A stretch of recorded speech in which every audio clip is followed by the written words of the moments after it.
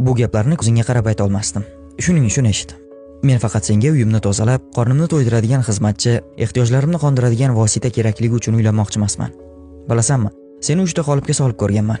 Onam, singlim va qizim. Ularning hech biriga buni ravo ko'rmaganimdek, senga ham ilinmayman unaqa taqdirni. Otamdan shunaqa o'rgandim. Lekin iltimos, shirin ovqat qilishni o'rgan. Mahrga kutubxona so'rasang, romanga arzugulik hayotni ham qo'shib beraman senga. Agar qayta sotib yubormasang, imkonim bo'ldi deguncha gul hadya qilaman. Va albatta sayohatlarga chiqamiz. Bunisi majburiy. Ishlash masalasiga kelsak, oyoq tirab turib olmayman. Agar men qo'ygan shartlar ostida bo'lsa, nega yo'q? Ishlashing mumkin. Otangnikida bo'lgani kabi meni uyimda ham o'zingni xavfsiz his qilishing uchun maksimal darajada harakat qilaman. Bizning munosabatlarimiz hurmat ustiga quriladi, qo'rquv emas. Senga 100% ishonaman, ammo qizg'onishimni normal qabul qilishingni istardim.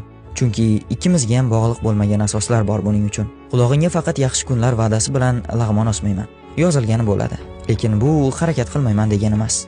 Agar shularga rozi bo'lsang, uyingdagilar seni fikringni so'raganda o'zinglar bilasizlar deb qo'ysang bo'ldi.